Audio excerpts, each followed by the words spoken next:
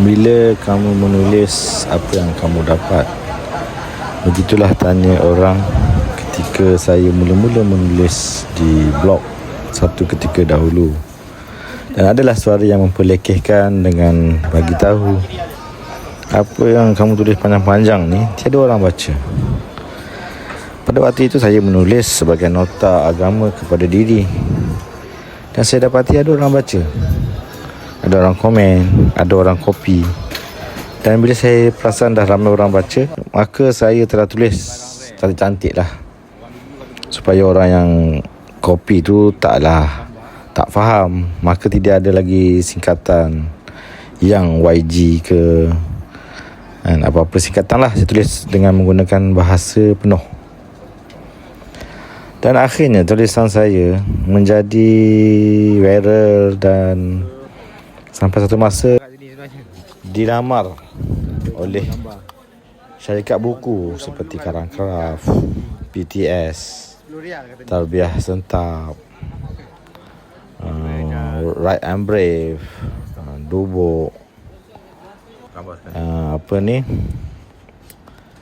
Ustaz Adenin tu, Tarbiyah Sentap. Alhamdulillah 10, 11, 12 buku lah yang tercetak, terjual, dan the rest is history. Banyak kelebihan yang sebenarnya bila kita menulis. Dan satu hari di Mekah ada seorang hamba Allah ni tegur saya kat Mekah. Dia kata, awak ni angkar kereta mayat ke? Saya kata, ya. Wow, dia cakap dia follow baca dulu masa sekolah, tak sangka jumpa dekat Tanah Suci. Dan dia kata dia nak bagi saya satu hadiah lah. Selepas musim haji, dia nak bagi saya hadiah. So rupa-rupanya dia bagi saya hadiah bilik lah, bilik hotel yang dekat dengan Mekah. Mekah Tower yang mana buka pintu tu memang halaman masjid lah.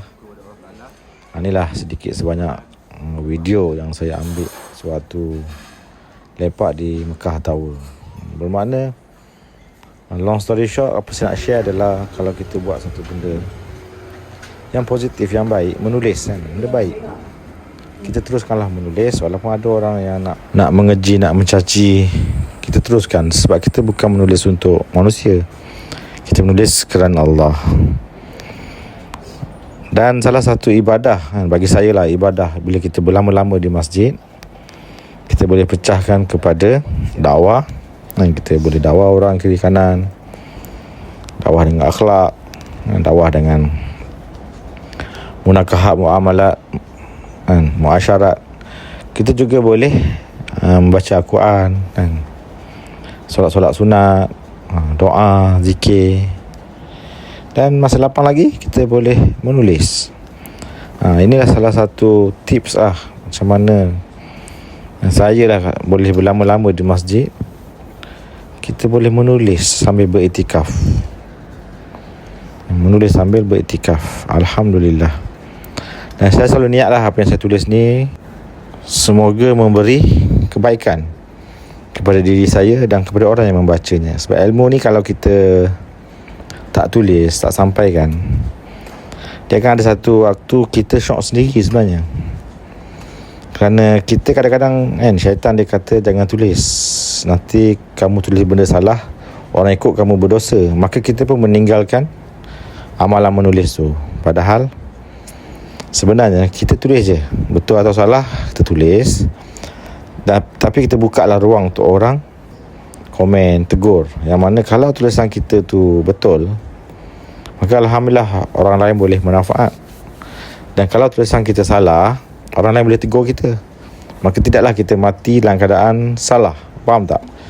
Kalau kita tak tulis, kita ada ilmu yang salah, kita amal, tak ada orang tahu, kita mati dengan ilmu tu. Tapi kalau kita tulis, kalau salah benda tu, orang lain boleh tegur kita dan kita terbaiki. Sebab itulah dalam bab agama ni dia banyak ada pesanan tentang dakwah. Dakwah ni kadang-kadang kalau kita salah apa yang kita sampaikan, orang akan betulkan kita. Kalau betul apa yang kita sampaikan, alhamdulillah. Jadi jangan takut menulis, jangan takut menyampaikan. Sampaikanlah walaupun satu ayat. dan kita niatlah belajar kan. Jadi begitulah sedikit perkongsian saya tentang kelebihan menulis, ibadah menulis, dan bagaimana hidup saya ni banyak perubahan positif diperolehi asbab daripada penulisan. So jumpa lagi di lain video. Terima kasih. Share, like dan subscribe. Woha.